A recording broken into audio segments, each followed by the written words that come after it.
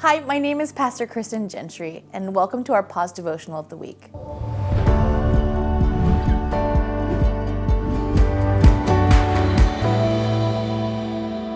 I love the book of Psalms because out of all the books of the Bible, I find it the most relatable. We see chapter after chapter this poetic and prophetic exchange of human and holy conversation through worship. We often get these raw and devastating images from the hearts of different psalmists, humans, who are pleading with the Lord, and yet somehow, some way, the truth and reminder of who God is always makes its mark through the words recorded. Psalm 88 has got to be one of the most depressing chapters I've ever read, but I don't want to just skip over it and get to the feel-good stuff in chapter 89. I personally think it's so good and no coincidence that these two chapters are seemingly opposite, but sit right next to one another. And we see the author of 88 really just being transparent here before the Lord and begging the Lord to look at him in his situation and to rescue him. But if we're not careful, we might just miss that the psalmist does indeed know who God is and what God is capable of. His situation is dire, but he knows who to look to. He knows who to cry out to. He understands that it is only by the hand of God that he can be rescued. And Psalm 89 is so easy to read and be encouraged. This psalmist begins by declaring the faithfulness of God and goes on to describe that by Yahweh's power, the people of Israel will be protected and made strong, even when their enemies surround and mock them.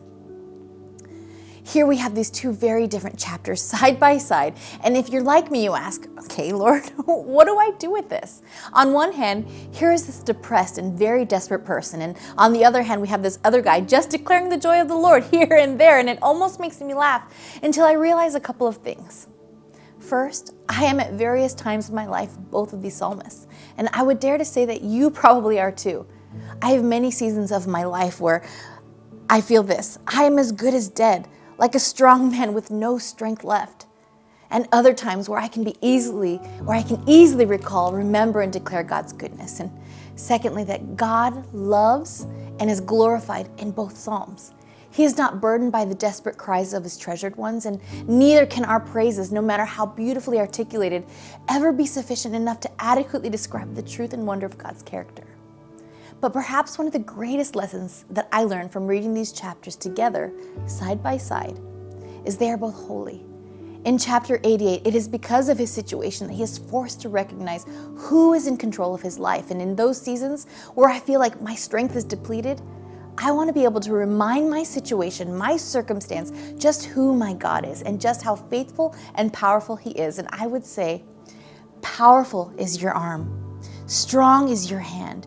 Your right hand is lifted high in glorious strength. And perhaps today in this season, you find yourself suffering like the author of chapter 88. And I would encourage you today that it's okay. God sees you and he hears you. Keep pressing in and don't lose sight of the fact that God is still exactly who he has always been. And for you, I would remind you of Psalm 91:1, that those who live in the shelter of the Most High will find rest in the shadow of the Almighty.